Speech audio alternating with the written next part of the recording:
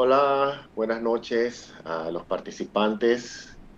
En nombre de la Sociedad Panameña de Reumatología, pues es un honor poder presentarles en la noche de hoy a una destacada y joven médico reumatóloga, la doctora Marina Skolnik. La doctora Marina Skolnik pues es egresada de la Facultad de Medicina de la Universidad de Buenos Aires. Hizo sus estudios de medicina interna y reumatología en el Hospital Italiano de Buenos Aires. Realizó rotación en enfermedades reumatológicas en el Hospital Real de Bath en el Reino Unido. Hizo además una rotación en epidemiología y estadística dirigida a las enfermedades autoinmunes en eh, Palo Alto, California, y en la actualidad es profesora de varias materias relacionadas a la medicina interna y la reumatología. Ella es autora y coautora de varios estudios y artículos publicados que abarcan varios temas alrededor de la reumatología, y en la noche de hoy pues nos disertará acerca de lo que es eh, la arteritis de células gigantes más allá de las arterias temporales y los corticoides. Así que, doctora Skolnik, pues con gusto le presentamos y le damos ahorita mismo el auditorio. Bueno, muchísimas gracias a la Sociedad Panameña de Reumatología por la invitación y a Roche también. Y a ver, vamos a compartir la pantalla.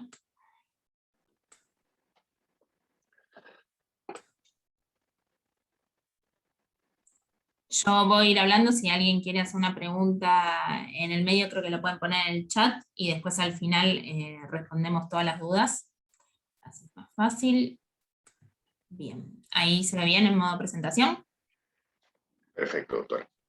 Bueno.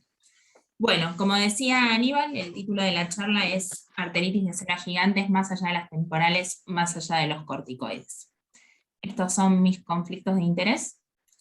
Y como todos ustedes saben, la arteritis de células gigantes es la vasculitis primaria más frecuente en el adulto, que no es tan fácil siempre de diagnosticar, afecta a personas mayores de 50 años, predominantemente mujeres, con potenciales efectos serios, siendo principalmente el miedo que tenemos todos es el que el paciente se quede ciego, pero también puede traer otras complicaciones graves como es un accidente cerebrovascular o el desarrollo de aneurismas de aorta. Durante muchísimos años el tratamiento han sido los corticoides, que sabemos que son efectivos en inducir la remisión de la enfermedad, pero también sabemos que casi todos los pacientes tienen efectos adversos con corticoides, y además que hasta un 50% de los pacientes pueden presentar recaídas de la enfermedad al reducir o al suspender los corticoides. Estos son los criterios viejos que todos también conocemos del Colegio Americano de Reumatología del año 1990, hace 30 años que se hicieron estos criterios de clasificación de arteritis de células gigantes, donde si uno los ve ahora son criterios que se basan básicamente en el compromiso craneal de la enfermedad, y que si bien en esas cortes originales donde se desarrollaron los criterios tenían buena sensibilidad y especificidad, cuando estos criterios se aplican a los pacientes que nosotros vemos hoy en día, estos criterios han perdido mucha sensibilidad y especificidad, y este es un artículo publicado donde analizan la performance de los criterios de clasificación en las cortes actuales de pacientes con vasculitis. Y como vemos, si uno quiere usar esos viejos criterios de arteritis de células gigantes como criterios diagnósticos, la especificidad es de un 64%. ¿Y por qué pasa esto?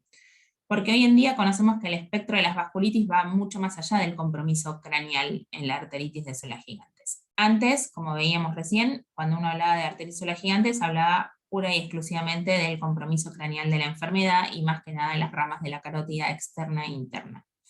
Pero no se tenía en cuenta todo lo que es el compromiso de grandes vasos que puede estar asociada a esta enfermedad. Y además de tener aquellos pacientes que tienen compromiso craneal y compromiso extracraneal, también sabemos que hay una gran superposición con la polimialgia reumática, y la epidemiología de cada uno, o sea, cuántos pacientes tienen cada uno de estos compromisos, no es tan clara porque hasta hace poco no se estudiaba a todos los pacientes con arteritis de células gigantes para ver si tenían compromiso de grandes vasos. Este, por ejemplo, es un estudio francés, donde lo que hicieron fue en 143 pacientes con arteritis de células gigantes, a todos les hicieron alguna imagen para ver si tenían compromiso de grandes vasos, y vieron que aquellos pacientes que solo tenían compromiso craneal eran un 32%, que casi la mitad de los pacientes tenían síntomas craneales, pero además tenían compromiso de grandes vasos cuando se les hacía alguna imagen, que había un 15% que tenían compromiso de grandes vasos sin ningún síntoma craneal, y que había un porcentaje de pacientes que no tenían ni síntomas craneales ni compromiso de grandes vasos y, por ejemplo, se presentaban con fiebre prolongada. Entonces, si bien la gran mayoría de los pacientes con arteritis gigantes tienen síntomas craneales, un porcentaje no despreciable no tienen síntomas craneales y con los criterios viejos de clasificación nos los estábamos perdiendo. Entonces, ¿cómo hace uno para hacer el diagnóstico de la enfermedad? Por un lado, el diagnóstico del compromiso craneal. Hay muchos que siguen diciendo que el diagnóstico clínico es el gol estándar para el diagnóstico de la ACG. Cuando un paciente presenta un cuadro típico, la verdad que clínicamente ya se puede diagnosticar, pero en general pretendemos confirmarlo por algún otro método, que este método puede ser o la clásica biopsia de la arteria temporal, o últimamente en los últimos años el desarrollo de lo que es el ecodoppler de la arteria temporal.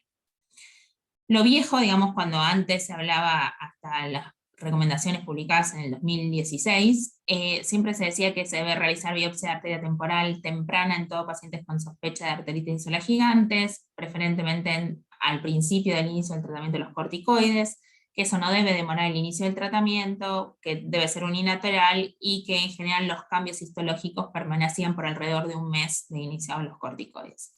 Pero como veíamos antes, la biopsia en la arteria temporal es positiva en un bajo porcentaje de los pacientes con arteritis gigantes, y había muchos que uno los biopsiaba y era negativa la biopsia, e igual los trataba como arteritis gigantes por la clínica que presentaba. Esto nosotros lo vimos en la corte de pacientes con arteritis gigantes que habíamos atendido en el hospital entre el 2000 y el 2014, donde de 101 pacientes, la biopsia había sido positiva en 52 pacientes, negativa en 21, pero igual se los consideró arteritis gigantes, y en 28 de estos pacientes no pudimos hacer la biopsia por diferentes motivos, porque el paciente no quería, porque no hubo autorización, porque pasó más tiempo con tratamiento con corticoides, por distintas cosas. Lo cual eso nos dio una sensibilidad para la biopsia de arteria temporal de un 71%. Y como les decía, y como ustedes también ya saben, en los últimos años lo que cobró importancia es el ecodoppler de la arteria temporal, donde uno lo que va a ir a buscar es este halo hipoecogénico alrededor de la luz vascular. Este halo, que es agua, representa la inflamación de la pared vascular. El halo en sí tiene muy buena sensibilidad y especificidad, pero lo que tiene más sensibilidad y especificidad es lo que se llama el signo de compresión del halo. Cuando uno comprime, o sea, aplasta la luz vascular, digamos, no se ve la circulación de sangre en el vaso, pero persiste el halo hipocogénico, que es toda la pared inflamada. Ese signo de compresión del halo tiene muy buena sensibilidad y especificidad. Y esto, por ejemplo, digamos, esto es como se ve una arteria temporal normal, ¿sí? Esta es la arteria temporal normal en un corte longitudinal. Y esto es como se ve la arteria temporal en un paciente con arteritis, en un paciente con arteritis de células gigantes. Bien. En el corte transversal a la izquierda y en el corte longitudinal a la derecha, donde lo que podemos ver acá, como yo les mostraba antes, es el halo o la inflamación de la pared. El advenimiento del ecodoppler de arteria temporal ha permitido en numerosos países que el diagnóstico de la arteritis gigante sea más rápido, y este es, por ejemplo, un estudio publicado en Noruega, donde lo que hicieron fue poner una clínica de evaluación rápida de los pacientes con sospechas de arteritis gigante, donde le hacían un ecodoppler dentro de las 24 horas que contactaba al centro médico. Y lo que hicieron en este estudio es comparar cómo le había ido a los pacientes con esa estrategia versus la estrategia previa de cuando llegaba el reumatólogo, le pedía la biopsia y lo que tardara. Y lo que vieron es que el uso del ecodoppler de arteria temporal redujo la pérdida de visión permanente en un 88%, lo cual no es nada despreciable. Y esto mismo se vio, este es un trabajo que se contó ahora en el EULAR de ahora de este año, también un trabajo en Italia donde lo mismo, pusieron a todos los pacientes con sospecha de arteritis gigantes, los veían dentro del día laboral que el paciente era evaluado por el reumatólogo y le hacían el ecodoppler y compararon cómo le había ido a los pacientes con cómo les iba antes en su mismo centro. Y lo que vieron es que arriba en la curva que está en celeste es los que eran diagnosticados por esta clínica de Fast Track versus la estrategia convencional previa.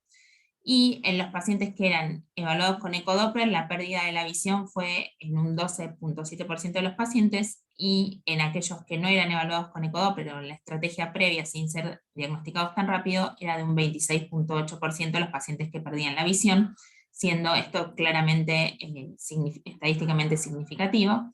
Y lo que vieron también es que la mediana de días desde que el paciente empezaba con síntomas oftalmológicos hasta que se diagnosticaba, cuando se hacía con el ecodoppler era de 7 días y en la estrategia previa era de 23 días, y lo mismo para cuántos días llevaban con síntomas de la enfermedad, de la arteritis de las gigantes. Con lo cual esto nos viene a decir que el ecodoppler de arteria temporal es una estrategia que, si uno tiene un profesional entrenado, puede ser más rápida el acceso al diagnóstico, más rápido el inicio de los corticoides y menos pierden la visión los pacientes. Tal es así que las recomendaciones de EULAR para el uso de imágenes en vasculitis de grandes vasos, cuando se sospecha arteritis de células gigantes, lo que recomienda EULAR es que, para complementar el criterio clínico, es hacer una imagen. En aquellos pacientes donde la imagen es positiva, ya con eso se confirma el diagnóstico sin necesidad de hacer una biopsia temporal, y lo que recomienda EULAR es que lo primero que se debe hacer es un ecodoppler de arteria temporal, y si se puede también de las arterias axilares. También están de acuerdo con esto, esto es un algoritmo propuesto por la Mayo Clinic, publicado en el 2018, donde lo que ellos sugieren es que si un paciente, uno sospecha arteritis de las gigantes y predominan los síntomas craneales, ellos ponen a la misma altura, sin lo que uno tenga más acceso, se puede hacer la biopsia o el ecodoppler de arteria temporal, cualquiera de las dos que dé positiva, ya se confirma el diagnóstico de arteritis de células gigantes. ¿Y qué pasa con el compromiso extracraneal? ¿Cómo podemos diagnosticar el compromiso Para buscar el compromiso de grandes vasos, lo que uno va a ir a buscar es la inflamación, principalmente de la aorta y de sus ramas. Esto se puede buscar por distintos métodos. Se puede buscar por angiotomografía, donde uno lo que va a ir a buscar es el engrosamiento de la pared de la aorta, más un grosor de la pared de la aorta de más de 2 milímetros, ya habla de una aortitis. En la angioresonancia podemos ir a ver también el engrosamiento de la pared y la captación de contraste en la pared. Y en el PET, que ahora lo vamos a ver bien, uno puede ver el hipermetabolismo homogéneo de la pared de la aorta y de sus ramas. Y con el ecodoppler también podemos tener accesibilidad a ciertas arterias, como pueden ser las arterias axilares, a veces se puede llegar a ver algo de las subclavias, las carótidas y las ilíacas, donde vamos a ir a buscar el mismo signo del halo que veíamos en la arteria temporal. Entonces, este es un trabajo publicado en el 2018 donde justamente dice, bueno, ¿qué es lo que vamos a ir a buscar en las imágenes? Y como decíamos, vamos a ir a buscar signos de aortitis y el compromiso de las grandes ramas, y depende del método que se use, esto que hablábamos de la captación del contraste, el engrosamiento de la aorta, el hipermetabolismo en el PET o el signo del halo. Las arterias axilares, como yo les mostraba recién, está recomendado que si uno puede, están muy accesibles, entonces si uno tiene un profesional entrenado, que le haga el ecodoppler de arteria temporal y que le haga el ecodoppler de arterias axilares, y vamos a ir a buscar el mismo signo del halo. Esto es, a la izquierda es una arteria axilar normal, y a la derecha, no sé si pueden ver, digamos, pero esta es una arteria axilar con halo, esto es un corte longitudinal, este es el engrosamiento de la pared y el halo hipocogénico. En la arteria axilar no se puede hacer la compresión, así que solo se puede ver el halo. Con respecto al PET, estas son las recomendaciones de los colegios de medicina nuclear de Europa, que fueron publicados en el 2018. Lo que se sugiere cuando uno quiere usar un PET para diagnosticar arteritis de células gigantes es usar un método visual cualitativo. Lo que se hace es comparar la captación de la aorta y de sus grandes ramas con respecto al lóbulo hepático derecho. Si la aorta y las grandes ramas captan menos que el lóbulo hepático derecho, eso es un grado 1. Si capta igual la aorta, acá se ven las carótidas, las subclavias que captan igual que el lóbulo hepático derecho, es un grado 2. Y si, como ven acá, las arterias carótidas, subclavias y la aorta captan más que el hígado, es un grado 3. Cuando se habla de un grado 2, esto puede que sea una vasculitis de grandes vasos activa, y un grado 3 es definitivamente una vasculitis de grandes vasos activa. Y lo que sugieren los colegios de medicina nuclear es que también se reporten los hallazgos de polimialgia reumática. Los hallazgos que uno puede ver en el PET de polimialgia reumática es la captación en los hombros, por ejemplo, en las bursas trocantéricas, en las bursas isquiáticas a veces se puede ver, en las caderas, en las rodillas. Acá, por ejemplo, este paciente tiene inflamación del carpo y a veces también se puede ver en las apófisis interespinosas, y también el método de reporte sugerido es en comparación con el hígado. La sugerencia también es hacer una imagen de PET fusionada con tomografía, porque al fusionarla con tomografía podemos ver mucho mejor la localización anatómica de ese hipermetabolismo, y también con la tomografía podemos ver complicaciones como pueden ser las estenosis, oclusiones, aneurismas o disecciones. Nuevamente volviendo a las recomendaciones de EULAR, que es lo que recomienda EULAR en cuanto a imágenes para el diagnóstico de un compromiso de grandes vasos. Bueno, esto que hablábamos, que se puede usar el ecodoppler, el PET, la angioresonancia o la angiotomografía para diagnosticar el compromiso.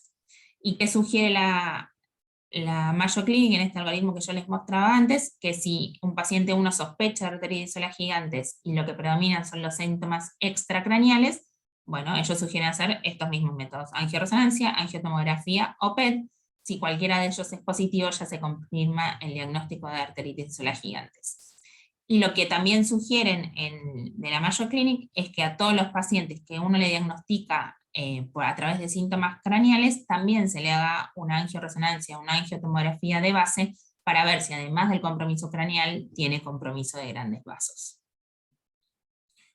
Lo que recomienda EULAR es que las imágenes también pueden ser útiles en el caso de que uno sospeche un flare, una recaída de la enfermedad, pero que no se recomienda hacer una imagen si el paciente está clínicamente en remisión, porque eso nos puede confundir. Y sí, lo que sugieren es que las imágenes pueden ser utilizadas para el monitoreo a largo plazo del daño estructural, para buscar estenosis, oclusiones, aneurismas o dilataciones.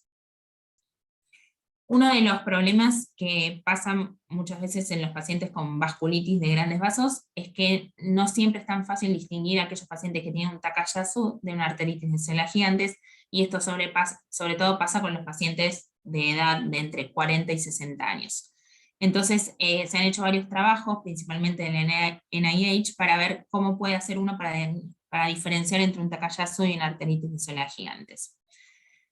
La edad sabemos que es un excelente predictor. En general, esto es la corte de DCBAS, que es esta corte que se hizo multicéntrica para desarrollar los nuevos criterios de clasificación de vasculitis, y en esta corte lo que se vio es que de los pacientes que tenían menos de 40 años, casi todos eran Takayasus, 354, y solo 3 no eran. De los que eran más de 60 años, casi todos eran arteritis de células gigantes, pero justamente es este rubro, este rango en el medio entre 40 y 60 que no queda tan claro. Entonces ya sabemos que la edad ayuda mucho para diferenciar entre un Takayasu y una arteritis de células gigantes. Este es un trabajo que se hizo en 1068 pacientes entre Takayasu y ACG, entre dos cortes, esta corte del DCBAS y otras cortes de Estados Unidos, y a todos los pacientes se les hizo un estudio angiográfico en 11 territorios arteriales, para ver si había algún patrón de compromiso vascular de grandes vasos que permitiera decir que es Takayasu o arteritis de células gigantes. Y lo que se vio es que en el Takayasu hay como 3 patrones de compromiso. Uno es aquellos pacientes con Takayasu que tienen compromiso de la aorta abdominal, arterias renales y mesentéricas. Otro patrón de Takayasu que habla de compromiso de los grandes vasos supraórticos, más que nada lo que son las subclavias y las carótidas. Y un tercer clúster que es el compromiso aislado de una arteria subclavia, que en general suele ser la izquierda. Estos 3 patrones se asocian más a Takayasu que a arteritis de células gigantes. Y hay otros patrones que se asocian más a arteritis de células gigantes, algunos con una captación mínima, que este no es tan típico, uno con una captación difusa a lo largo de toda la aorta, y el compromiso bilateral de las arterias axilares y subclavias. Esos son 2 patrones que se ven más en pacientes con arteritis de células gigantes que con Takayasu. Y también la otra cosa que se observó es que cuando uno les hace el PET a los pacientes con arteritis de células gigantes, en general lo que se ve es que hay más captación, hay un hipermetabolismo, pero no hay tanto daño vascular, no hay tanta estenosis como se ve en el Takayasu, y en cambio en los pacientes con Takayasu sí se ve o daño, directamente estenosis u oclusiones, o a veces daño y captación en el PET.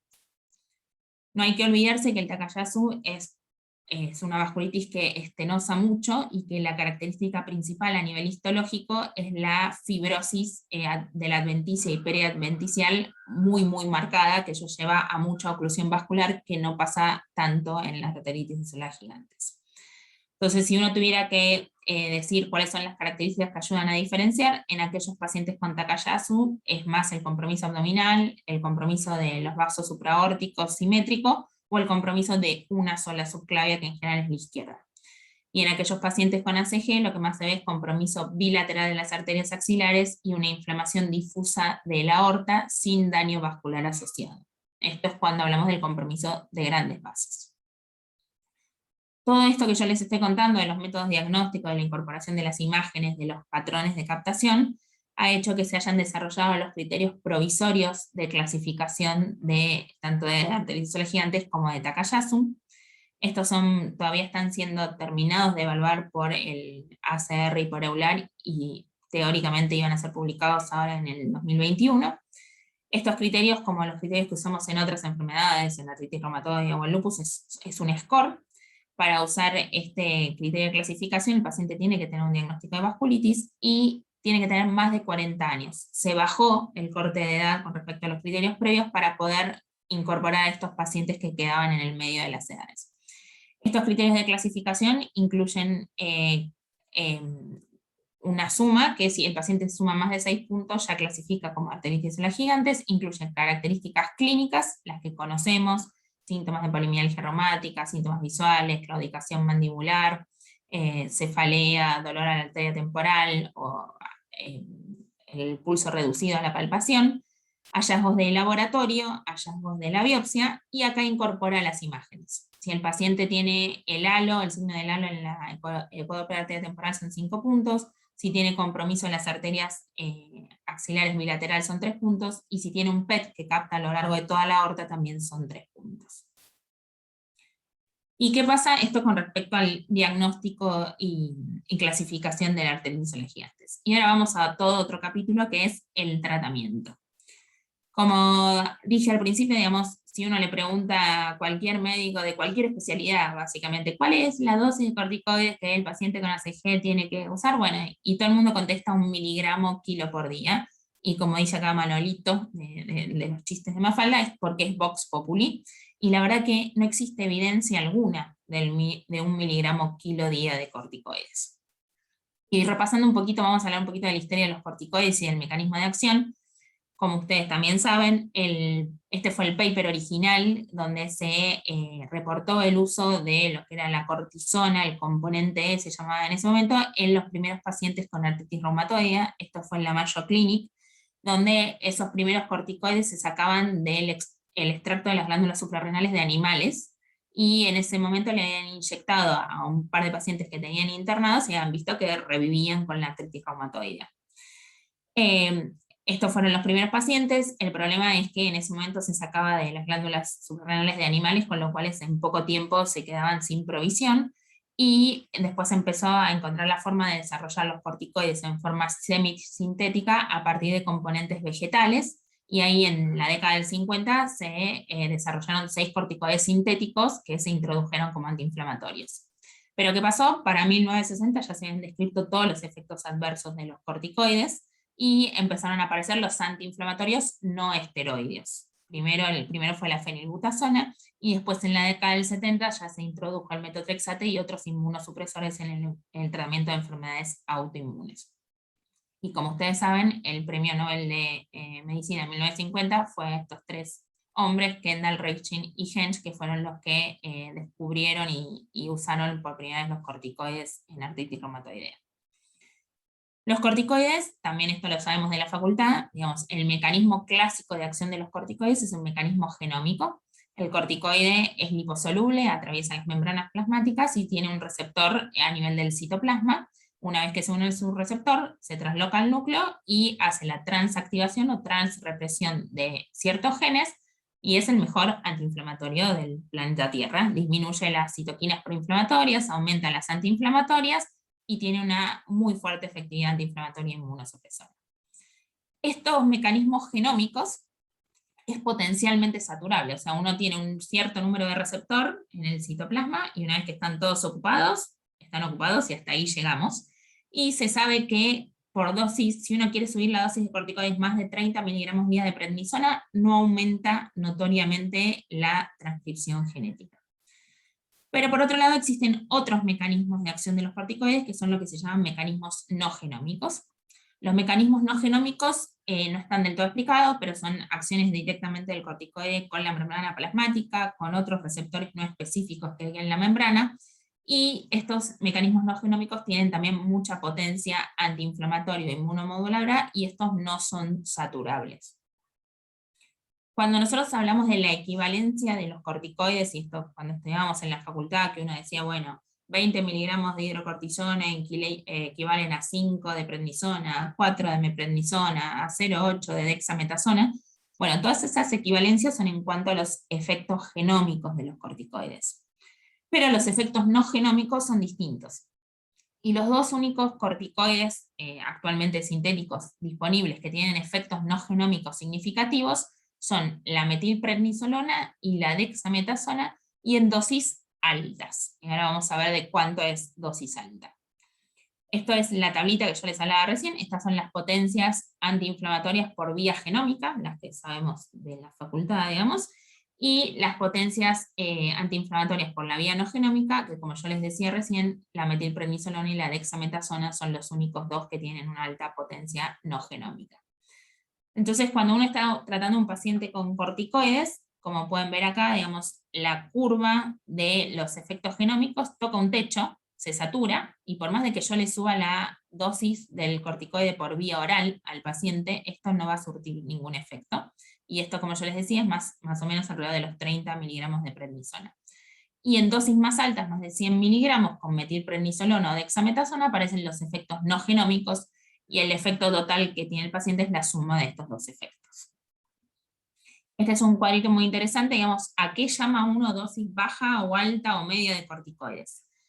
Esto tiene que ver con la saturación de los receptores, como yo les decía, de la vía genómica, y acá esta es una clasificación, hablamos de dosis altas de corticoides con más de 30 miligramos de prednisona, y justamente porque se saturan los receptores genómicos.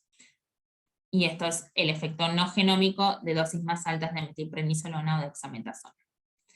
Esto es lo que da lugar al uso de los pulsos de corticoides. Los pulsos de corticoides justamente son con estas dos corticoides que se pueden dar endovenoso y tienen efecto no genómico, además del genómico, son la metilprednisolona y la dexametasona. Como todos sabemos, actúan muy muy rápido, y arbitrariamente se definió como pulso a más de 250 miligramos día de estos corticoides, pero no hay una evidencia de las dosis necesarias, y hay pulsos de menores dosis que tienen igual eficacia con menos efectos adversos, y esto lo estamos viendo cada vez más, por ejemplo, en los pacientes con lupus también, donde dosis menores de pulsos de corticoides tienen el mismo efecto y menos dosis acumulada.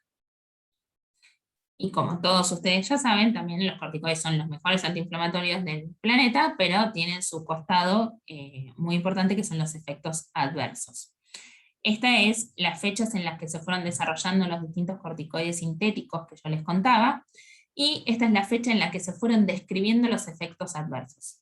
Ya con los primeros pacientes tratados, y en el primer paper que le daban corticoide a los pacientes con artritis reumatoidea, ya veían las fases de Cushing, el acné, el hirsutismo, las estrías, el aumento de peso.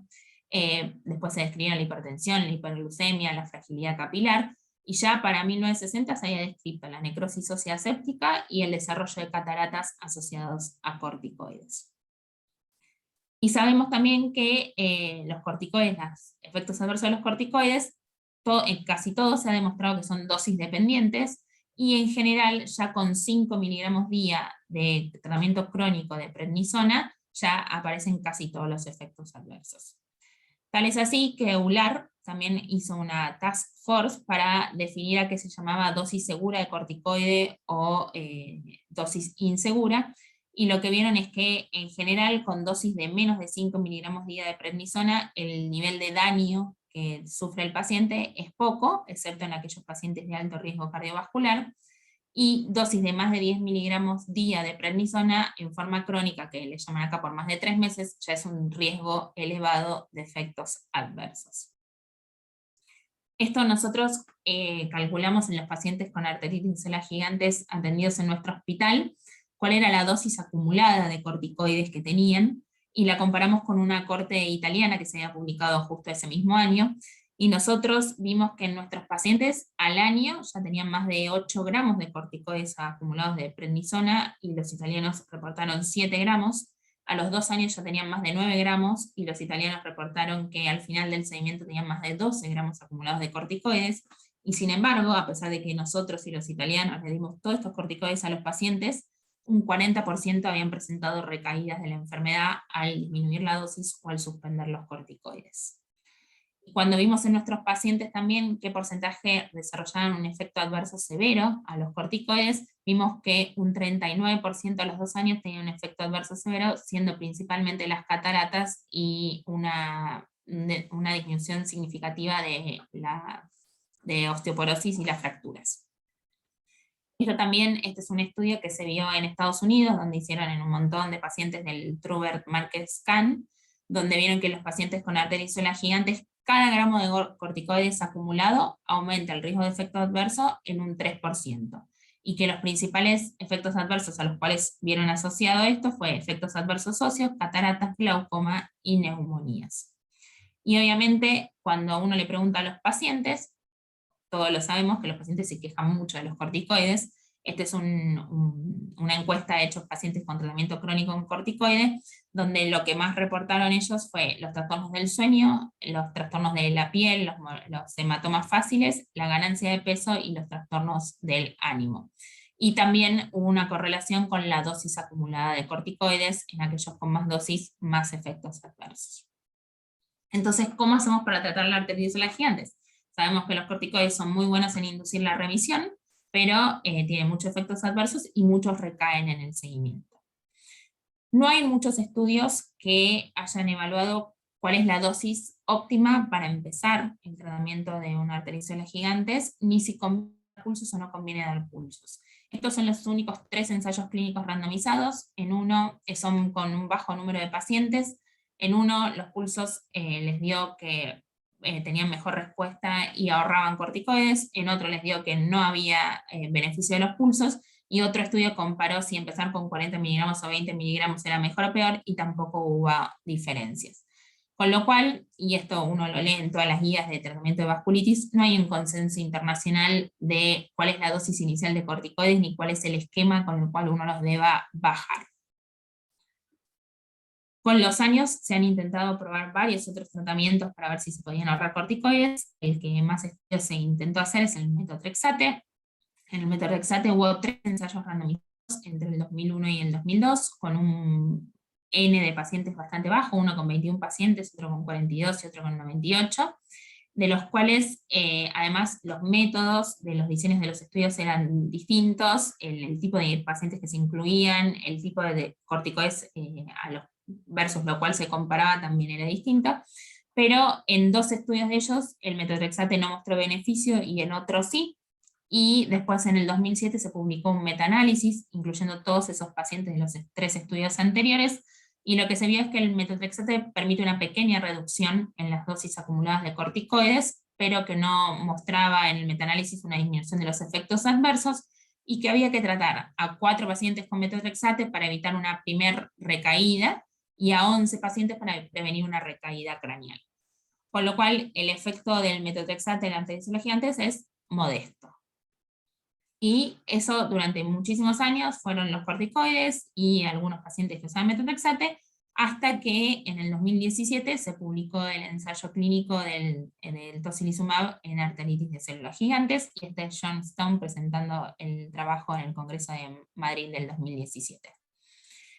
En el ensayo clínico se llama GIACTA, lo que se hizo es dividir a los pacientes con arteritis de células gigantes, incluyeron 251 pacientes con arteritis de células gigantes, que se los dividió en 4 ramas. Una rama que recibía tocilizumab semanal, junto con corticoides por 26 semanas, un grupo que recibía tocilizumab cada 2 semanas, junto con corticoides por 26 semanas, y 2 grupos que recibían placebo de tocilizumab, y uno recibía 26 semanas de corticoide y otro 52 semanas. Y el outcome primario de la primera parte, que fue el año de ensayo randomizado doble ciego, fue ver cuántos pacientes estaban con remisión sostenida al año de tratamiento. Como ustedes saben, también es bastante complicado definir qué es actividad, qué es recaída y qué es remisión en este tipo de vasculitis, y estas son las definiciones que se usaron en el estudio GIACTA. Se definió como recaída cuando el paciente presentaba de vuelta síntomas o signos de la arteritis gigantes, con o sin aumento de la eritrosedimentación, pero que llevaba al médico tratante a aumentarle los corticoides. Remisión es cuando el paciente no tenía ninguna recaída y normalizaba la proteína C reactiva por debajo de 1 miligramo por decilitro. Y remisión sostenida era aquel paciente que no presentaba ninguna recaída durante todo este primer año de tratamiento y adhería a la reducción progresiva de corticoides según el protocolo establecido. Los pacientes que se incluyeron eran pacientes más o menos de 69 años, la mayoría eran mujeres, y había pacientes con diagnóstico nuevo de arteritis gigantes o con recaída, pacientes que eran refractarios o habían recaído y ingresaban al estudio. Y se definió arteritis gigantes activa, aquellos pacientes que tenían síntomas craneales o polimialgia reumática con aumento de los reactantes de fase agudo, y se consideró para el diagnóstico de arteritis gigantes o aquellos pacientes que tenían biopsia o que tenían alguna imagen que mostrara compromiso de grandes vasos. Y lo que se vio, estos son los resultados.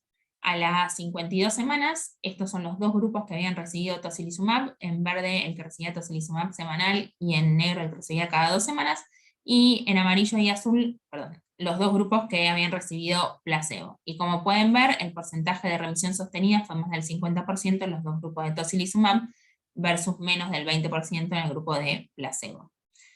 Una de las cosas que nosotros sabemos es que el tocilizumab normaliza la proteína C reactiva y la eritrosedimentación por el mecanismo de acción anti-interleuquina 6.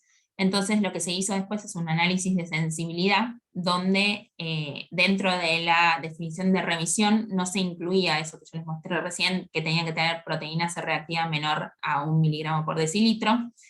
Solo se consideraba como remisión que no tuviera síntomas el paciente de la enfermedad.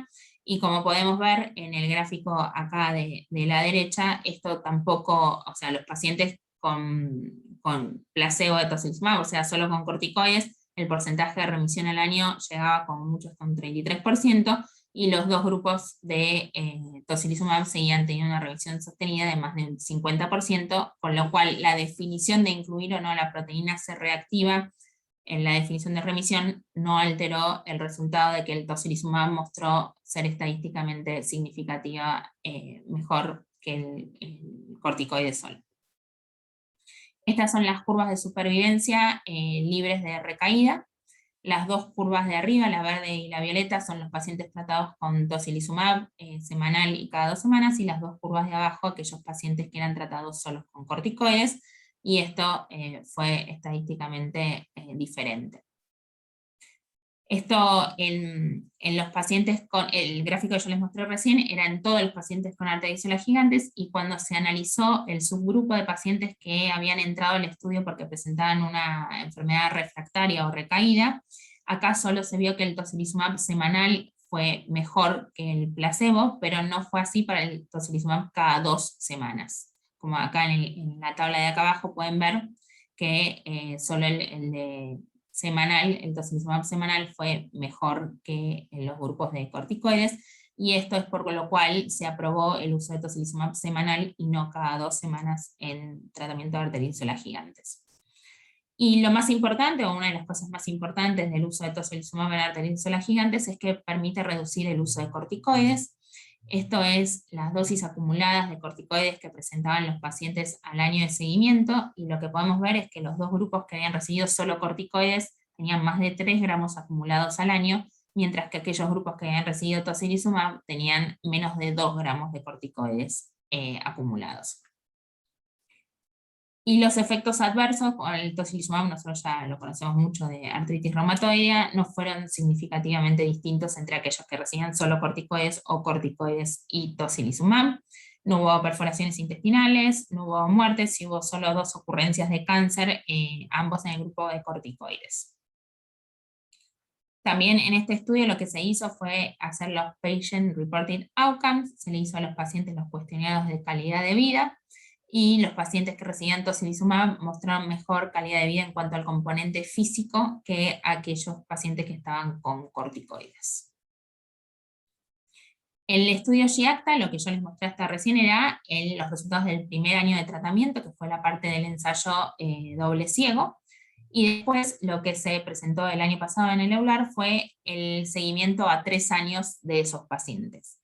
Estos pacientes, digamos, en la parte 1, como yo les decía, en la parte de doble ciego, y a partir del año, o sea, lo del segundo y el tercer año, la parte 2, los pacientes eran tratados a criterio del investigador, del médico tratante, digamos. Si el médico decidía que el paciente tenía que seguir con tocilizumab, seguía; si decidía que estaba bien y si lo quería suspender, se lo suspendía; o si quería dejarlo con corticoides. Bueno, todos esos 2 años que siguieron fueron a criterio del médico tratante. Pero igualmente lo que se observó es que aquellos pacientes que habían recibido tocilizumab el primer año, independientemente de lo que hubiesen hecho en el segundo y en el tercer año, mostraban un tiempo a la recaída menor que aquellos pacientes que habían recibido corticoides en el primer año, como pueden ver en estas curvas. Esto fue estadísticamente diferente. Y eso comparando el tocilizumab semanal. Sin embargo, aquellos pacientes que habían recibido el tocilizumab cada 2 semanas en el primer año de tratamiento, a lo largo de los 3 años no mostraron que tuvieran menor tiempo de recaída que aquellos pacientes que habían recibido corticoides, volviendo a apoyar la indicación de que el tocilizumab debe darse semanalmente. Y lo que sí se vio, también incluso a 3 años de seguimiento, independientemente de lo que hubiesen hecho en el segundo y el tercer año, es que los pacientes que habían recibido tocilizumab el primer año de tratamiento tuvieron menor dosis acumulada de corticoides que aquellos que habían recibido corticoides solos en el primer año, como pueden ver acá en estas curvas. Donde, perdón, a los 3 años de seguimiento, los pacientes que habían recibido tocilizumab en el primer año habían tenido acumulado menos de 2 gramos a 3 años. Y no sé si se acuerdan que yo les había dicho que en nuestra práctica habitual, nuestros pacientes habían tenido a los 2 años eran 8 gramos de corticoides acumulados. Así que claramente, bueno, esto es menor que lo que vemos en la vida real. Entonces, las conclusiones del seguimiento del GIACTA a 3 años del uso de tocilizumab es que el tocilizumab semanal en el primer año retrasa el tiempo de la recaída evaluada a los 3 años, tanto para arteritis gigantes nuevas o recaídas, que el tocilizumab semanal es mejor que cada 2 semanas, también para las arteritis gigantes nuevas o recaídas, y que dar un año de tocilizumab en los pacientes con arteritis gigantes permitió reducir la dosis acumulada de corticoides en el seguimiento a 3 años.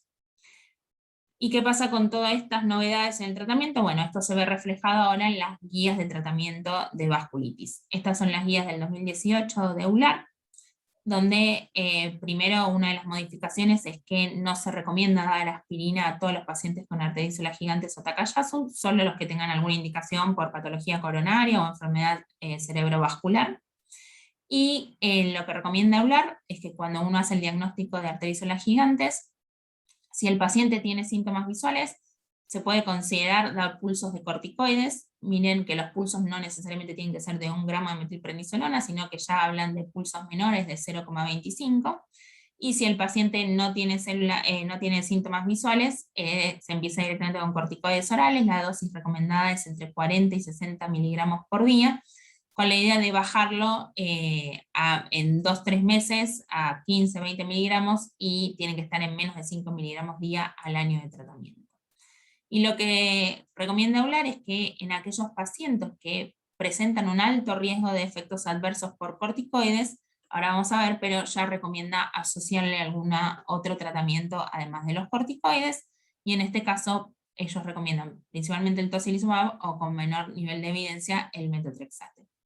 Y en aquellos pacientes que presentan una recaída, ya sea mayor o menor, además de aumentar el corticoide, sugieren agregarle tocilizumab o metotrexate, y en aquellos pacientes que uno inicia tocilizumab, la idea es suspenderle los corticoides a los 6 meses de tratamiento, como fue en el estudio GIACTA. Y no sé, también deben saber, digamos, que ahora recientemente se publicaron las guías del ACR, del tratamiento de vasculitis de grandes vasos, de ahora del 2021, y en este caso lo que recomienda el ACR es que en aquellos pacientes que tienen síntomas visuales, bueno, recomiendan dar pulsos de corticoides también. En aquellos sin síntomas visuales no recomiendan los pulsos de corticoides, recomiendan iniciar directamente con corticoides vía oral.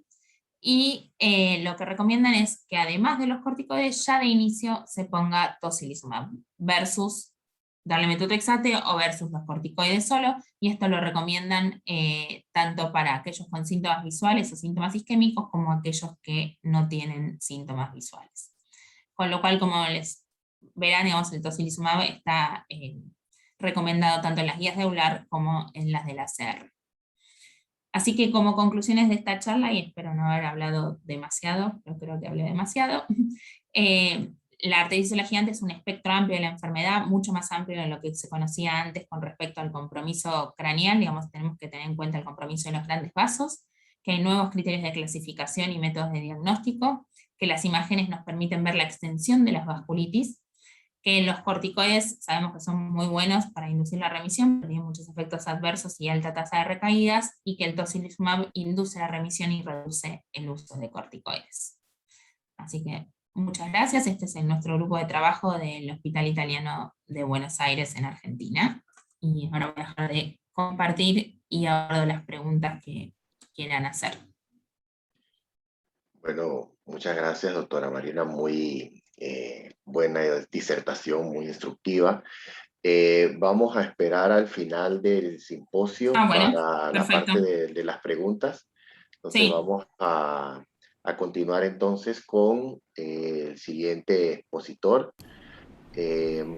Vamos a darle entonces la cabida al doctor Enrique Giraldo Jo. El doctor Enrique Giraldo es reumatólogo egresado de la Universidad de Panamá, Facultad de Medicina. Hizo sus estudios de medicina interna y reumatología en el complejo hospitalario de la Caja de Seguro Social en Ciudad de Panamá. Es el actual secretario de Asuntos Internos y Externos de la Sociedad Panameña de Reumatología. Fue el presidente del Comité Científico Local del Congreso Panamericano de la Liga de Asociaciones de Reumatología en Panamá en 2016. Y él nos disertará brevemente acerca de algunas evidencias clínicas de tocilizumab en COVID-19, enfermedad y pandemia que nos tiene viéndonos vía Zoom, y nos evitó tener a la doctora Marina aquí en Panamá disfrutando de nuestro clima. Así que con ustedes el doctor Enrique Giraldo. Buenas noches a todos. Déjenme compartir la pantalla.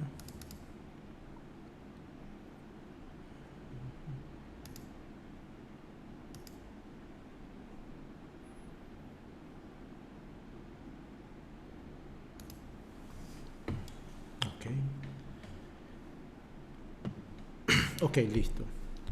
Buenas noches, yo soy el doctor Enrique Giraldo. Hoy le voy a hablar un poco sobre lo que es la evidencia clínica del tocilizumab en COVID-19.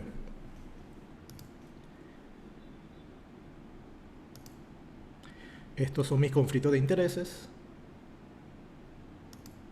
Y antes de comenzar, también un aviso legal de lo que es Roche, para mencionar que el tocilizumab no está indicado para el tratamiento de la neumonía por COVID-19, ni está aprobado por la autoridad local aquí en Panamá para tratar pacientes con COVID-19.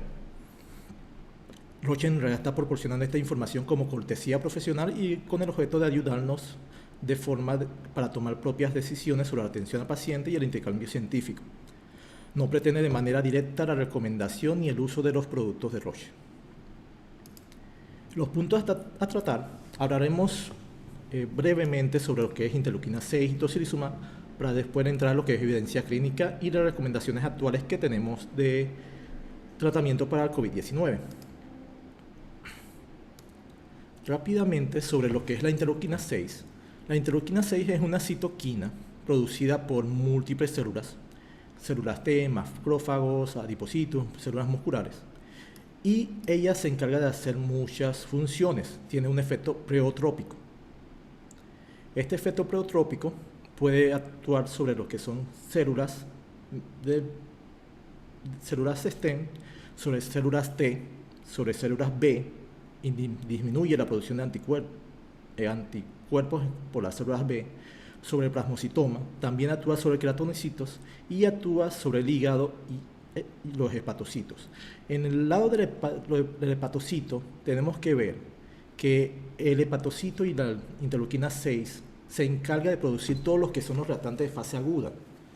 Aumenta el fibrinógeno, aumenta la alfa-antitricina, aumenta lo que es la proteína C reactiva, al igual que también puede afectar lo que es los niveles de albúmina disminuyéndolo, no aumentándolos. Ya en cuanto a COVID e interleuquina 6, se ha propuesto varios mecanismos en donde la interleuquina 6 actúa a nivel de la enfermedad para producir la inflamación y una tormenta de citoquina, una liberación de citoquinas. Se menciona que puede hacerlo por cualquiera de las formas de ingreso de la interleuquina 6, en donde la interleuquina 6 en realidad puede tener un ingreso por el receptor soluble o el receptor transmembrana. A este nivel se une a lo que es una activación del GP130 y todo este proceso de cascada nos lleva a lo que es la activación del STAT, produciendo lo que es la tormenta de citoquinas.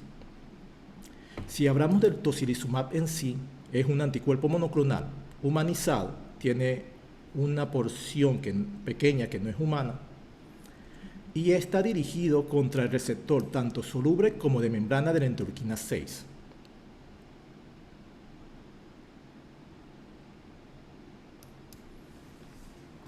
En sí, el tocilizumab actuando sobre lo que es este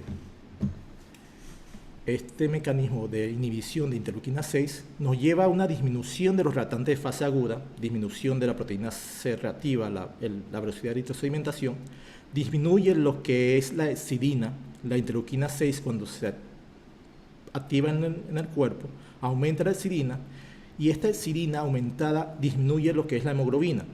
Inhibiendo la epsilina, la producción de epsilina aumenta lo que es la hemoglobina en los pacientes, disminuye la producción y activación de células B.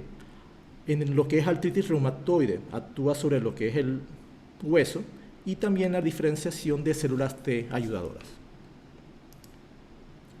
En sí, el tocilizumab, en cuanto a indicaciones aprobadas, está aprobado para artritis reumatoide, está aprobado para artritis idiopática juvenil, tanto su forma poliarticular y sistémica, para arteritis de células gigantes, está aprobado también para lo que es la liberación de citoquinas inducidas por células T del receptor del antígeno quimérico y la última aprobación que tiene es la enfermedad intersticial pulmonar asociada a esclerosis sistémica. Esta aprobación de síndrome de liberación de citoquinas es lo que también aportó a pensar de que el tocilizumab podía ayudar en los pacientes con COVID-19 cuando se encontró que sí tenía una fase inflamatoria bien elevada. Entonces, en cuanto a evidencia clínica, aquí vamos a ver varios estudios, no vamos a ver todos los estudios, hay muchos estudios sobre tocilizumab, vamos a ver estudios grandes que se pudo encontrar sobre tocilizumab y la enfermedad por coronavirus. El primer estudio que vamos a mencionar es este estudio. Este estudio estaba liderado por el doctor Stone, que ya la doctora Skolnick nos habló sobre él, del estudio de tocilizumab en arteritis de células gigantes, y fue presentado en diciembre de 2020 en el New England Journal of Medicine. Este estudio era un estudio autorizado, doble ciego y controlado contra placebo en 7 hospitales en Boston, Massachusetts, Estados Unidos, y se evaluaba el uso de tocilizumab contra el standard of care en pacientes hospitalizados sin ventilación mecánica con COVID-19. El uso usual, el tratamiento usual en ese momento para COVID-19 era poco. Este estudio comenzó en abril del 2020 y el último participante del estudio que ingresó fue en julio del 2020. Entonces, si veamos a la historia del tratamiento del coronavirus, ya lo que es la dexametasona apareció a finales con buenos estudios, a finales de junio de 2020. Entonces este estudio fue un estudio que comenzó desde el principio. Este estudio, paciente con coronavirus y que tuviera infiltrados pulmonares o requerimiento de oxígeno suplementario para mantener una saturación de oxígeno mayor de 92%. También tenía que tener por lo menos uno de estos datos, en donde ellos ya buscaban datos de inflamación. PCR en mayor de 50, ferritina mayor de 500, dímero D mayor de 1000, lactato de deshidrogenasa mayor de 250. En sí, en este estudio sí se eliminó todos los pacientes que tenían mucho requerimiento de oxígeno. Cualquier paciente que tenía más de 10 litros por minuto de oxígeno suplementario se fue excluido del estudio.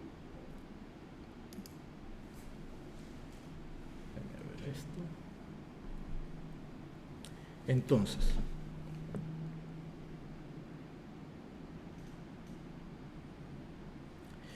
el objetivo primario del estudio era tiempo de intubación o muerte, y el secundario era empeoramiento clínico o retiro de oxígeno suplementario.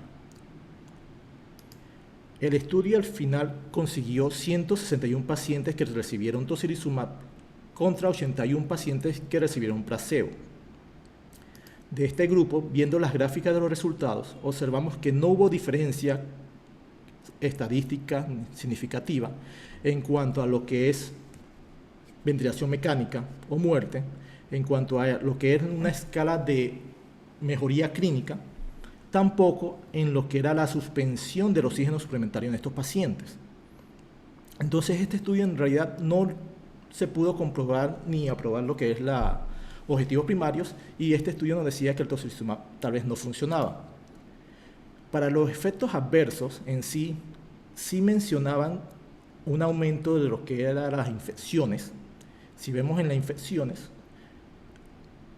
el placebo tenía más infección que el grupo de tocilizumab, pero el grupo de tocilizumab sí encontró mayor neutropenia que el grupo placebo, que son efectos adversos que ya conocemos del tocilizumab. En conclusión, este estudio no se cumplieron los objetivos primarios, ni de intubación o muerte, ni disminución en empeoramiento clínico, ni la suspensión de oxígeno suplementario. Como ya mencioné, este estudio fue al inicio de la pandemia. El uso de corticosteroides en el total del estudio fueron 23. Solamente 18 personas en el grupo de tocilizumab y 6 personas en el grupo de placebo recibieron glucocorticoides. Entonces, ahí tenemos algo que tenemos que pensar cuando leemos este estudio. El otro estudio que tenemos es el estudio del tocilizumab en pacientes hospitalizados con neumonía por COVID-19. Este es el estudio EMPACTA, publicado en enero de 2021. Y en sí el nombre era Evaluación de pacientes en minorías con Actemra, con tocilizumab. Es el nombre comercial, pero el estudio por eso se llama EMPACTA. Este estudio era un estudio clínico fase 3, aleatorio, doble ciego y controlado con placebo. Evaluó la seguridad y la eficacia de tocilizumab en pacientes hospitalizados sin ventilación mecánica con neumonía por COVID-19. Este estudio es un estudio que comenzó en mayo del 2020 y terminó la inclusión de pacientes en agosto de 2020. Este estudio era multinacional, incluía Estados Unidos y otros países también. Ahora me voy a mencionar los países. Se ingresaron pacientes que tenían una COVID-19, claro, positivo, pero también tenían evidencia por ya sea CAT o radiografía de tórax de infección con una saturación de oxígeno en aire ambiente menor de 94%. La principal exclusión de los pacientes era si ya tenían ventilación mecánica invasiva, si usaban CPAP o BiPAP. En sí, aquí vemos los objetivos primarios, y el primario era ventilación mecánica o muerte al día 28. En los secundarios importantes que mencionaban era tiempo a salida hospitalaria, tiempo a mejoría en por lo menos 2 categorías en respecto al estado clínico y tiempo a empeoramiento clínico. Este estudio logró conseguir 239 pacientes con tocilizumab versus 129 pacientes en placebo. Aquí en esta gráfica se la pongo para que vean, si ven el título del artículo del estudio era en EMPACTA y hablaba sobre minorías. Ellos se encargaron de buscar hospitales donde la mayoría de los ingresos eran minorías, y aquí vemos en lo que es la raza de los pacientes, vemos que si buscamos los hispanos, vemos que el 57% de los pacientes en total, el 56% de los pacientes en total eran hispanos. de raza nativa de Estados Unidos era 12%, de raza negra era 14%, si buscamos raza blanca no hispana era 12%, y aquí podemos ver los países que incluyó. Era un estudio en donde la mayoría eran de Estados Unidos los pacientes, pero 80%, pero un 20% era ya de México, Kenia, Sudáfrica, Perú y Brasil. Entonces ellos querían ver los resultados del tocilizumab en pacientes que tenían minorías. Y aquí podemos ver el resultado. Si comparamos lo que es la proporción de pacientes que llegaron a ventilación mecánica o muerte al día 28 en intención a tratar, vemos que era mucho menor en tocilizumab y significativamente estadísticamente, con una P igual a 0.04. Entonces, ¿qué resultados nos dio? La proporción acumulativa de pacientes que evolucionaron a ventilación mecánica o muerte al día 28 fue 12% en el grupo de tocilizumab y 19% en el grupo de placebo. La diferencia en tiempo en el alta hospitalaria o lista para el alta hasta el día 28 no se encontró una significancia. Y en cuanto a lo que es seguridad, vemos que efectos adversos en el grupo de los pacientes era 15.2% y en el grupo de placebo fue 19.7%. Es decir, no se encontró ninguna señal extra de seguridad. Si buscamos en este estudio con respecto a lo que es el uso de esteroides, encontramos que los pacientes que usaron esteroides en este estudio fueron casi el 80%, es decir, la mayoría de estos pacientes utilizaron esteroides. En conclusión, pacientes hospitalizados con neumonía por COVID-19 que no estaban en ventilación mecánica, el tocilizumab redujo la probabilidad de progresión a una medición compuesta de ventilación mecánica o muerte. No encontró una mejoría en la supervivencia y en cuanto a señales de seguridad del tocilizumab, no se encontraron nada nuevo. Otro estudio que encontramos es el de tocilizumab en pacientes hospitalizados con neumonía por COVID-19 severos.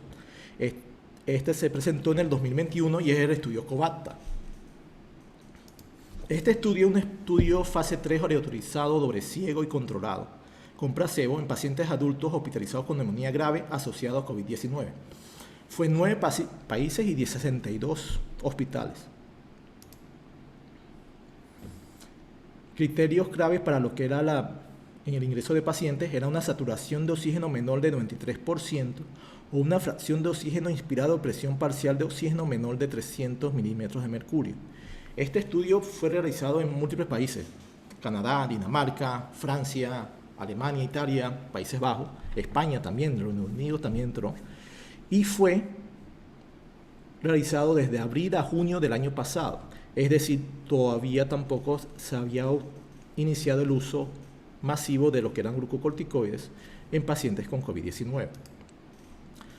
Objetivo primario era una mejoría en el estado clínico para el día 28, una escala ordinal de 7 categorías. ¿Qué categorías eran? Era si paciente, ¿qué entraba en lo que era esta escala? Era si el paciente era dado de alta, si no entraba a un cuidado intensivo, si no necesitaba oxígeno suplementario, si no entraba a un cuidado intensivo o disminuía lo que es la progresión de la necesidad de oxígeno, y también lo que es muerte. Los secundarios, el estado clínico para el día 14 en la escala ordinal, la mortalidad al día 28, día sin ventilador hasta el día 28, y el tiempo hasta la mejoría a partir del punto basal, en por lo menos 2 categorías.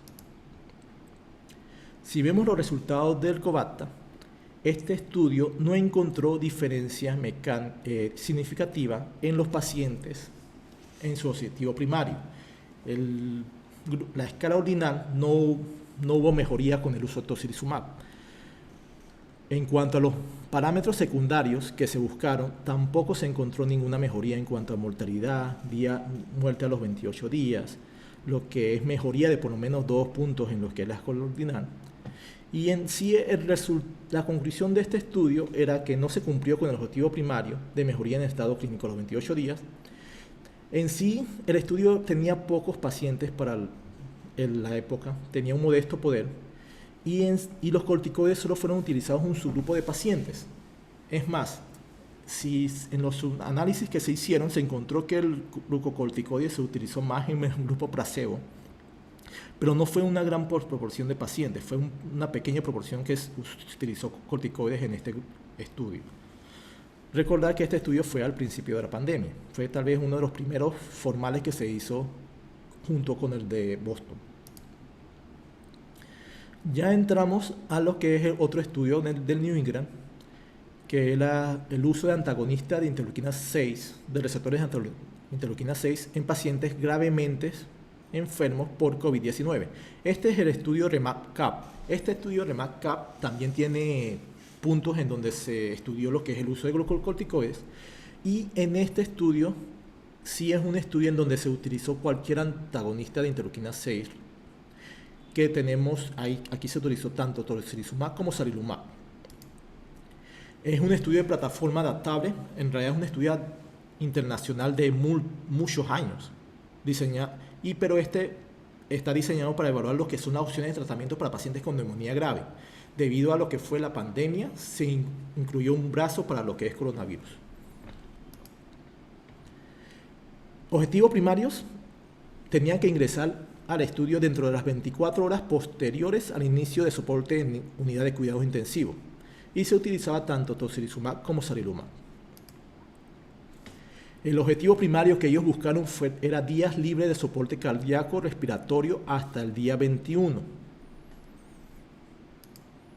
Si aquí vemos lo que es la gráfica, vemos que se consiguieron 366 pacientes con tocilizumab, 48 pacientes con sarilumab y otros pacientes que recibieron otros tipos de tratamientos con inmunodepresión y también pacientes con esteroides.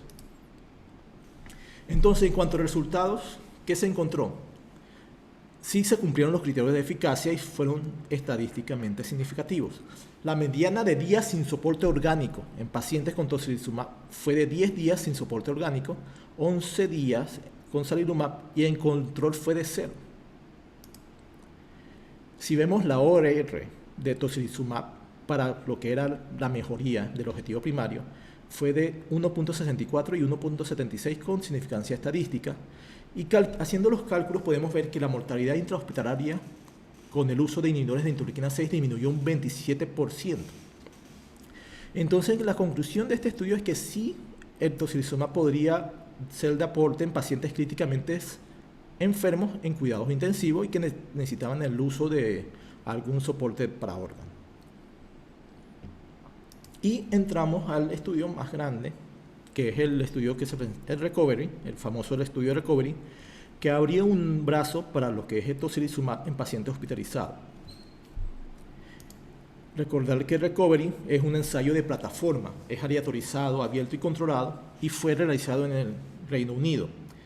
Aquí sí se iniciaron pacientes desde abril del 2020 hasta enero del 2021.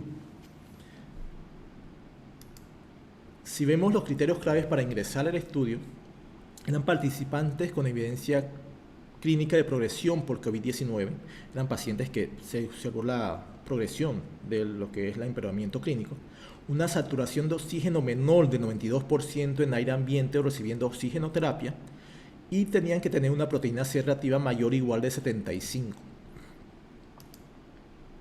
Objetivo primario: mortalidad por cualquier causa a los 28 días. Los secundarios que se estudiaron, los claves: salida hospitalaria y el uso de ventilación mecánica. Si vemos el estudio, vemos que aquí lograron conseguir 1.647 pacientes para que recibieran tocilizumab. Pacientes que se hieron al lado del brazo donde no se utilizaba tocilizumab fueron 2.094, y aún así dentro de este grupo se utilizó tocilizumab en 77 pacientes. Aquí en esta gráfica quiero mencionar que el uso usual, aquí hubieron dos partes de colocación de pacientes. ¿Por qué? Porque como bien vemos, este estudio comenzó en abril, y en pacientes en abril no se le colocaba desametasona. Ya para junio, que salió los resultados de lo que es la desametasona y el recovery, el brazo de desametasona, se comenzó a colocar desametasona a todos los pacientes que ingresaban como parte del tratamiento usual. El resultado de este estudio, ¿qué vemos? Encontramos una gran diferencia estadística en lo que es la mortalidad del grupo de tocilizumab versus el grupo de tratamiento usual, con una P en 0.0028. Si buscamos lo que es la alta hospitalaria de un paciente vivo, también vemos que el grupo de tocilizumab fue mejor, con una significancia estadística de una P menor de 0.0001. Si buscamos los porcentajes de este estudio, vemos que el tiempo para lo que es el alta en el grupo de tocilizumab fue de 19 días y el grupo con tratamiento usual fue mayor de 28. Entonces vemos que hubo significancia para lo que es el alta dentro de los días 28. Para lo que es el no uso, si recibían los pacientes uso de ventilación mecánica o llevaban a la muerte, se vio que el grupo de tocilizumab también fue mejor. En esta publicación también hicieron un subanálisis por grupo. ¿Qué pacientes se encontró que tal vez tenían estaba más indicado lo que era el tocilizumab? Y se encontró mayor significancia en el grupo que tenía menos de 7 días desde el inicio del tratamiento y también en los pacientes que utilizaron glucocorticoides. Ya en esta publicación, este grupo de Recovery hizo un metaanálisis de los estudios más grandes que se tenían hasta ese momento de tocilizumab. Vemos varios estudios, vemos ya varios que mencionamos, el COVATA, el EMPATA, el REMAC, CAP, el BAT. Y vemos que el total de esos 8 estudios, que ellos también pusieron el COVINTOP, Tocibras, los pacientes que encontraron fue de 1.337. Acordarse que el Recovery consiguió 2.022 pacientes. Entonces, cuando hacen este metaanálisis, sí el Recovery tiene bastante peso por la cantidad de pacientes. Y vemos que el resultado final, con una significancia estadística, con una P en 0.0017, es que favorece el uso de tocilizumab en estos pacientes. Entonces, la conclusión de este estudio, ¿qué tenemos? Hay una reducción en mortalidad en pacientes hospitalizados con requerimientos de oxígeno e inflamación clínica, especialmente durante las fases tempranas y en combinación con corticosteroides. Hay una reducción en el riesgo de ventilación mecánica y no se identificaron nuevamente señales de seguridad. Cuando analizaron los efectos adversos placebo controlados, no hay ninguna señal nueva de efectos adversos. Entonces, ya para terminar, vamos a mencionar rápidamente lo que son las recomendaciones internacionales que se tienen ahora mismo. Si nos vamos a Estados Unidos, al NIH, al National Institute of Health, en pacientes adultos hospitalizados por COVID-19, ellos mencionan en pacientes que ya tengan hospitalizados, que tengan necesidad o requerimiento de un oxígeno por, aquí mencionan alto flujo, o de una ventilación no invasiva, ellos mencionan la desametasona o la desametasona más el remdesivir, y que pacientes que fueron recientemente hospitalizados con un empeoramiento clínico importante y rápidamente que aumentan la necesidad de oxígeno, ya consideran agregar a estos dos tratamientos, ya sea baricitinib o tocilizumab. En sí, en estas mismas guías del NIH, ellos mencionan que la recomendación de expertos, la mayoría es esto, pero que hay un alto porcentaje de expertos que consideran que pacientes que tienen una progresión rápida de necesidad de oxígeno con una PCR mayor o igual a 75 también se beneficiarían de tocilizumab. La recomendación del NIH en cuanto al uso de tocilizumab es una dosis intravenosa de 8 miligramos por kilo hasta 800 miligramos y solamente una dosis. Ya lo que es la Organización Mundial de la Salud recomiendan lo que es el tratamiento con bloqueador de receptor de interleuquina 6 para pacientes severos o críticos. Ya ellos en junio de este año ya hicieron la recomendación que sí se deben colocar. Es más, si buscamos los tratamientos recomendados, aprobados bueno, no aprobados, recomendados por la Organización Mundial de Salud, se encuentra lo que es la desametasona y la interleuquina 6. Ellos sí colocan lo que es la dosis igual, 8 miligramos por kilo peso de tocilizumab, o sarilumab 400 miligramos. Aquí ellos, a diferencia de Estados Unidos, porque en varios estudios sí se colocaba así, mencionan que se puede considerar, dependiendo de la elaboración del médico, una segunda dosis de 12 a 48 horas después de la primera. La verdad que tampoco es que hay muchos estudios que de verdad aseguren que es necesario esta segunda dosis. Esto ya es como una recomendación porque en varios estudios se hizo, pero no es una recomendación fuerte. ¿Okay? Ellos también mencionan que agregaron el tocilizumab, porque la verdad que no agregan muchos medicamentos. Agregaron el tocilizumab porque la disminución del riesgo de muerte era casi del 13% a los pacientes que utilizaban un inhibidor del receptor de interleuquina 6. Y ya la última recomendación que encontramos es del NICE, del National Institute for Health and Care Excellence del Reino Unido. En el Reino Unido, de donde viene el recovery, ellos mencionan que se debe ofrecer tocilizumab a todo adulto en hospital con COVID-19 si presentan todos los siguientes. Debe presentar todo esto: estar recibiendo o completaron un curso de corticosteroides como dexametasona, a menos que no podían utilizar. No han utilizado ningún otro inhibidor de interleuquina 6. Y no hay ninguna evidencia de infección bacteriana o viral que pueda empeorar con tocilizumab. Todos estos 3 parámetros se tienen que cumplir, y que tenga por lo menos una de las siguientes. Aquí ellos mencionan necesitan oxígeno suplementario y tiene una proteína C reactiva mayor o igual de 75 miligramos por litro. Es decir, que ellos sí ponen la PCR como parte de la recomendación. O lo otro es que paciente que está dentro de las primeras 48 horas de haber iniciado oxígeno a alto flujo, ventilación mecánica invasiva o no invasiva, un CPAP, se le debe colocar lo que es el tocilizumab. Entonces, ¿qué tenemos? ¿Qué puntos tenemos a llevar de lo que es todo esto? Hay múltiples estudios que sí mencionan que favorece el uso de tocilizumab en pacientes adecuados. Todos estos estudios que salieron con buena evidencia científica, donde salió positivo los resultados con tocilizumab, en sí son estudios donde se utilizaron corticosteroides. No se debe utilizar tocilizumab en vez de corticosteroides. Y vemos que se encuentran entre las recomendaciones de tratamientos internacionales. Hay múltiples, aquí le mencioné 3. Si nos vamos a otros países, en Alemania por lo menos lo mencionan como algo a considerar, no lo recomiendan fuerte, pero sí se pone como considerar en estos pacientes. También en Singapur lo recomiendan para pacientes que necesitan. Y vemos que ya hay varios grupos, varios países en donde se recomienda el tocilizumab. Y eso es todo. Déjenme dejar de compartir. Listo. Bueno, muchas gracias, Enrique. Sí tenemos unas cuantas preguntas y por cosas interesantes, tal vez por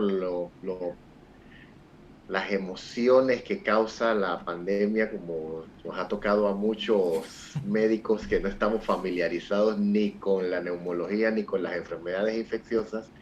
Pues hay varias preguntas acerca de tu conferencia, Enrique, pero imagino que Argentina no escapó a esta realidad de clínicos de todas las especialidades viéndose involucrados en el manejo y recomendaciones de pacientes con COVID. Así que bueno, las preguntas son para ambos, para Marina y para Enrique. La primera pregunta es si existe suficiente evidencia sobre la eficacia clínica y seguridad del tocilizumab en pacientes con COVID grave. Esa sería la primera pregunta. Ok. Bueno, cuando hablamos de grave, en sí pacientes que necesitan oxígeno, sí hay evidencia clínica. ¿Okay? Hay evidencia clínica. Los mejores estudios que tenemos en cuanto a lo que es tocilizumab y coronavirus, se encontró positivo. Muchos de los estudios lo que se está hablando es que muchos de los que se encontraron negativos al principio de lo que es el uso de tocilizumab, tal vez fue por no usar desametasona, por no usar corticosteroides. Y ya los últimos estudios, el corticosteroide se puso como tratamiento estándar. Es decir, que no fue que simplemente se comparó tocilizumab sin tratamiento, sino que fue tocilizumab contra pacientes que ya utilizaban esteroides. Entonces sí hay mucha evidencia que ya menciona pacientes que tienen coronavirus graves, necesitando oxígeno con una PCR alta, se le puede colocar tocilizumab con glucocorticoides. Claro. Ok. No sé si Marina tiene algún comentario o experiencia en Argentina acerca de esto. No, nosotros estuvimos hablando con Enrique hace un rato de cómo íbamos con la pandemia, la vacunación y el tratamiento y todo. Acá en Argentina se está usando, digamos, con las últimas recomendaciones que mostró Enrique. No en todos lados está disponible, por lo menos en mi hospital se está usando con pacientes con esos criterios que llevan poco, que ya están con corticoides, que están dentro de las 48 horas de haber empezado cánula alto flujo o máscara de reservorio, eso, y con una proteína C reactiva muy alta. En esos pacientes se está dando una dosis de tocilizumab endovenoso en dosis de 8 miligramos quimio. Pero bueno, no es una recomendación nacional, ni como dijo Enrique, digamos, no es que esté aprobado acá en Argentina tampoco para el tratamiento de COVID, pero bueno, se está haciendo lo mismo que vemos que hacen en otros países. Eh, Es una pregunta que obviamente era obligada, dado que Marina habló de arteritis de células gigantes y habló de estudios con tocilizumab subcutáneo, y en nuestro país todavía subcutáneo no hay, pues hacen la pregunta si en estos estudios de los que tú hablaste, Enrique, es tocilizumab subcutáneo o intravenoso. Para lo que es coronavirus, en sí todos los estudios es intravenoso. Sí hay estudios pequeños y grupos de presentación de casos donde se utilizó subcutáneo, pero los estudios grandes, los más importantes, mencionan es intravenoso. Por eso es que la recomendación es intravenoso. ¿Okay? Sí se ha utilizado en otros lados del mundo y ellos mencionan que hubo mejoría con el subcutáneo, pero la recomendación ahora mismo por los estudios más grandes es utilizar el intravenoso, no es utilizar subcutáneo. Ok, y bueno, no sé si Marina tiene algún comentario también de este tema. No, también hablamos que nos está pasando un poco lo mismo, creo que hablamos que en Panamá también, que ahora hay falta de provisión de tocilizumab, de todo tipo de tocilizumab. Acá tenemos la formulación endovenosa y subcutánea, entonces todavía de subcutáneo hay un poco para los pacientes con artritis reumatoide, para otras cosas que lo necesitan, pero el endovenoso la verdad que con la pandemia se está acabando rápido. Ok. Sí. Dime, Enrique. No, mi pregunta ya sería para Marina sobre su charla en cuanto a intravenoso y subcutáneo, porque Ah, ok. todo es subcutáneo y como nosotros en Sí, realidad Seguridad Social tenemos intravenoso, sí. ¿qué tanta experiencia tú Eh, tienes ahí? a ver, la aprobación, la verdad que acá nosotros tenemos acceso al subcutáneo y los estudios son hechos con subcutáneo y todo subcutáneo, pero he escuchado de colegas, a mí nunca me pasó, que han administrado tocilizumab mensual en pacientes con arteritis gigante o Takayasu también. Ok, perfecto. Bueno, aquí tenemos también una pregunta acerca de el COVID. Si existe diferencia significativa en darlo en los primeros 2 días de hospitalización versus posteriormente.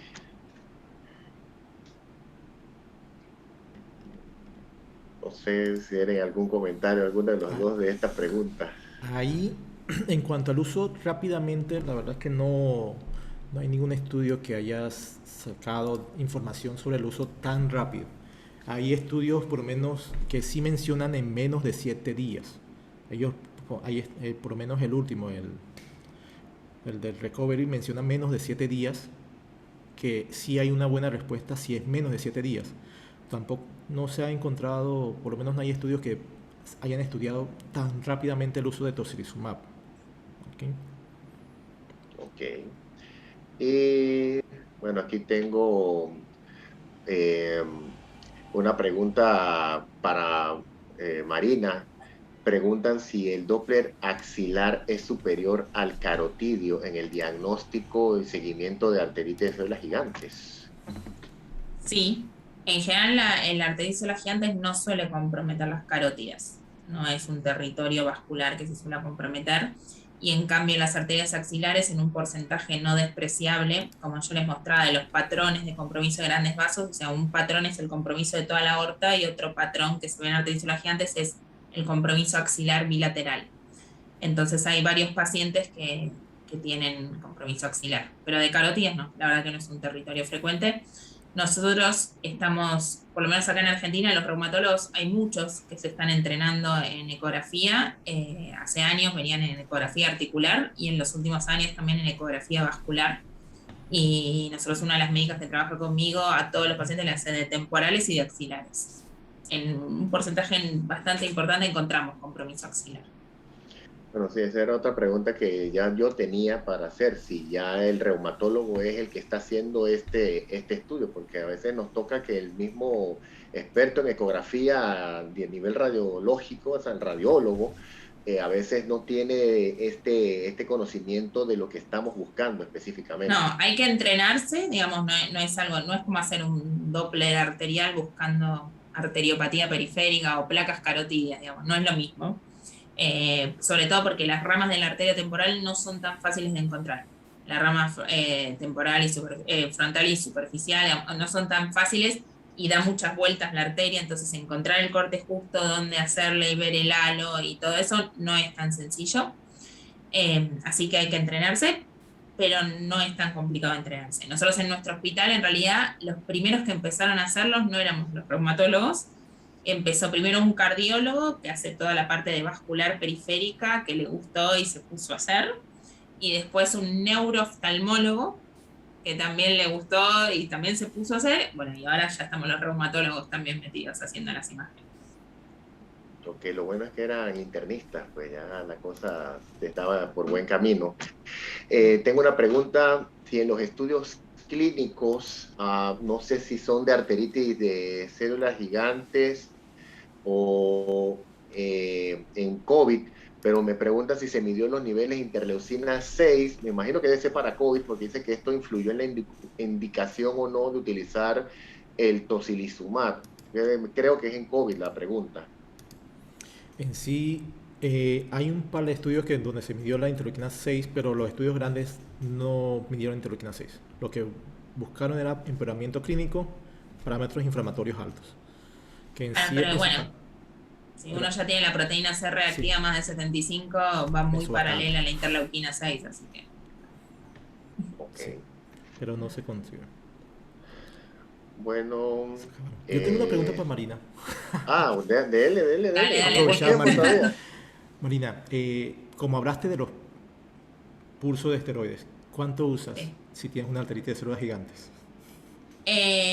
¿Cuánto usan allá tu grupo? Sí, estamos intentando usar la menor cantidad posible de corticoides en general, digamos. Estamos haciendo una educación de todas las especialidades, nefrólogos, neurólogos y todo, para usar la menor cantidad posible en todas las enfermedades autoinmunes. En general, en los pacientes con arteritis de células gigantes, si tienen compromiso visual, estamos usando 500 miligramos de metilprednisolona 3 días.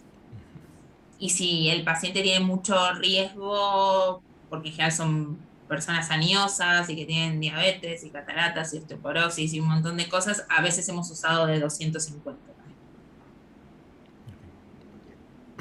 Es que eso es algo como que todavía muchos reumatólogos como que le pesa. Sí, pero hay varios estudios, por ejemplo en lupus hay un montón de estudios, donde pulsos de 100 miligramos incluso, de 250, de 500 son igualmente eficaces que los de 1000 miligramos.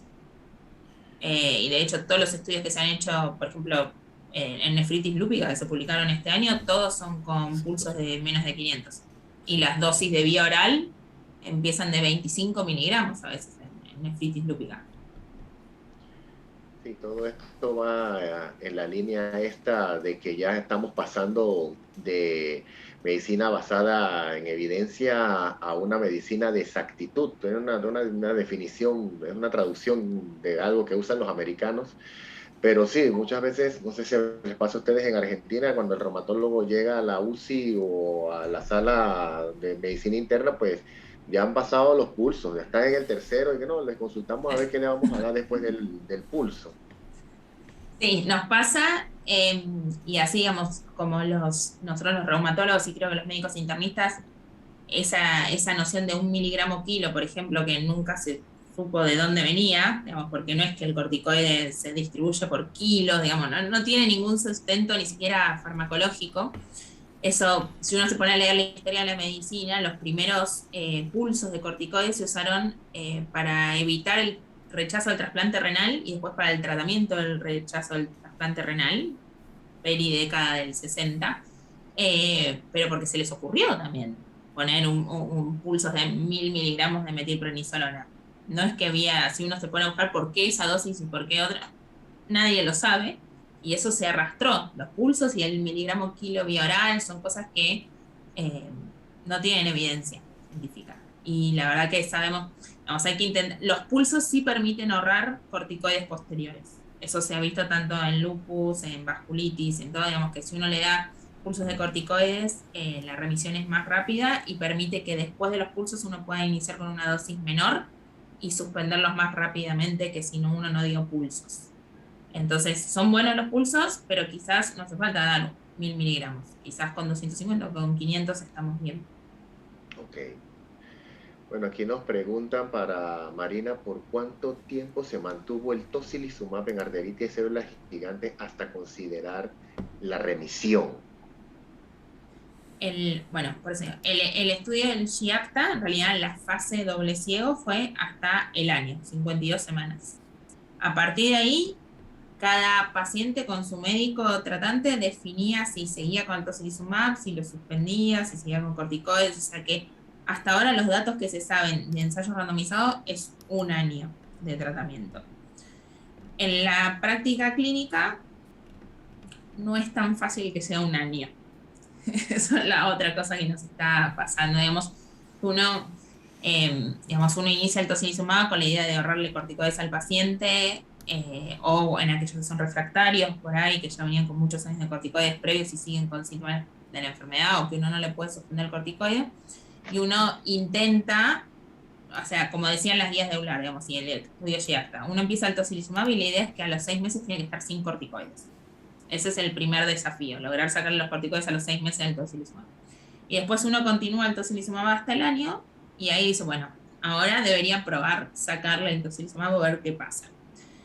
En la práctica clínica yo lo que estoy haciendo y lo que también he visto en el EULAR del año pasado, creo que se ha publicado un estudio del grupo vasculitis de español, donde ellos también iban como espaciándolo, tanto el subcutáneo como el endovenoso. Ahí usaban bastante endovenoso. Ahora que me estoy acordando, que me preguntaban dónde usaban endovenoso, en España. Usan bastante tocilizumab endovenoso para arteritis o las gigantes. Entonces, lo que uno hace es espaciarlo, como hacemos con los biológicos en artritis reumatoide, ¿no? Ir estirándolo, la frecuencia de administración, hasta ver si el paciente se lo puede sacar. En algún paciente lo he logrado sacar bastante rápido, y en otro me pasa que cuando lo voy espaciando empieza a volver con algún síntoma, obviamente empieza a subir un poco la eritrosedimentación y la proteína se reactiva. Así que ahí hay que mirarlo medio caseramente todavía, cómo suspender el tocilizumab. Ok. Bueno, siendo ya 8:40 y tanto aquí en la ciudad de Panamá, pues le agradecemos a la doctora Marina por su gentil darnos este espacio en su ajetreada agenda para compartir con nosotros acá en Panamá. Y bueno, esperemos que no sea la última vez que tengamos la oportunidad de vernos y escucharnos. Espero que sea presencialmente. Así Así que, es. Ojalá. bueno, no, un placer para mí, muchas gracias por la invitación y bueno, espero que nos podamos ver en algún momento. Bueno, y a todos los que tomaron también de su tiempo de este miércoles para escuchar algo de reumatología y un poquito de COVID, al doctor Enrique Giraldo, pues buenas noches a todos. Buenas Buenas noches. noches. Gracias a todos. Chao, Marina. Chao, chao Enrique, chao Aníbal. Chao, hasta Gracias por luego. todo.